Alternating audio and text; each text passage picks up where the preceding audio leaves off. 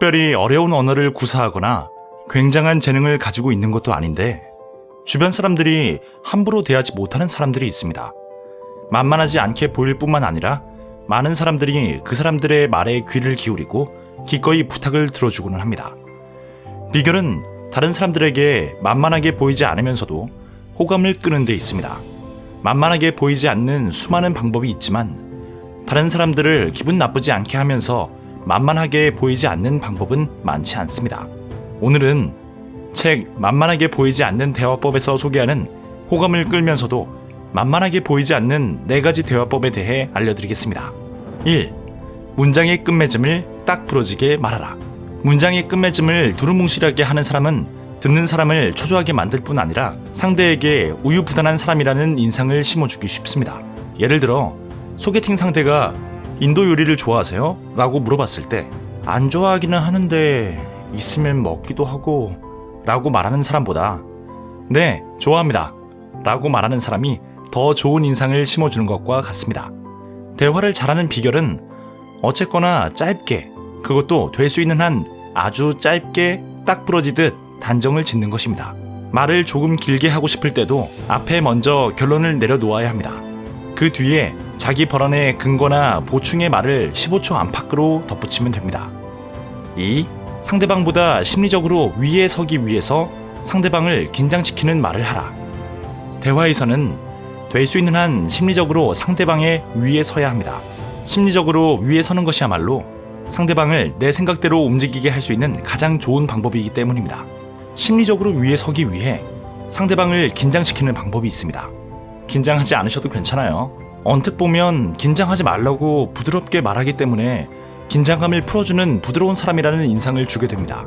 그러나 사실은 긴장하지 않아도 된다고 말하는 순간 대다수의 사람들은 더 긴장하게 된다고 합니다. 그러므로 긴장하지 않아도 돼요 라고 말하는 것은 상대방을 더 긴장하도록 유도하는 계획된 함정이 될 수 있다는 것입니다.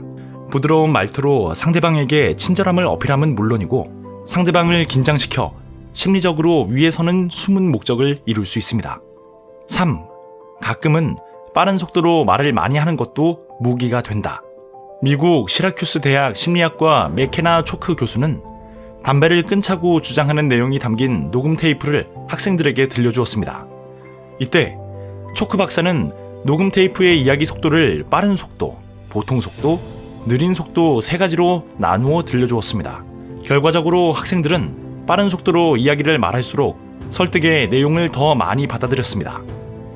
이와 비슷한 맥락으로 결론이 나지 않는 토론을 벌일 때 빠른 말로 쏘아붙이며 상대방의 사고를 혼란시키면 내 쪽의 말을 따르게 할 수 있습니다. 또한 천천히 말하다가도 논리적인 허점이 드러날 것 같을 때 빠르게 다그치듯 말의 속도를 붙이는 것도 좋습니다. 제대로 이해할 수 없어도 빠른 속도로 이야기했을 때 고개를 끄덕이는 경우가 많기 때문입니다. 빠르게 말할 때는 목소리의 높낮이도 주의해야 합니다.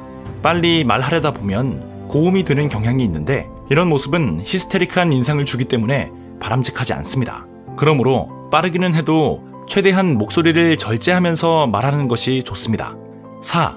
상처받았다면 무심코라도 웃지 마라. 상대방에게 무례한 말을 들었을 때 참는 것은 바람직하지 않습니다. 만약 이를 반격하지 않는다면 두고두고 상대방에게 업신여김과 놀림을 당하게 됩니다. 상대방에게 놀림받거나 무례한 말을 들으면 그 2배로 돌려줘야만 이후 놀림을 끌어낼 수 있습니다. 그런데 상대방에게 놀림을 받았지만 바로 재치를 발휘하지 못하여 받아치지 못하는 경우가 많습니다. 이 경우에도 어정쩡하게 웃어주면서 상대방의 눈치를 봐서는 절대 안 됩니다. 확실하게 상대방을 쏘아보면서 눈을 피하지 않고 10초 동안 똑바로 응시하세요.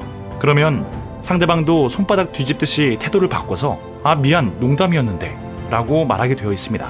제대로 말이 나오지 않는다면 적어도 쏘아보는 것으로라도 반격해야 한다는 것을 잊어서는 안 됩니다. 샤넬의 창시자 코코 샤넬은 상대를 겉보기로 판단하지 마라.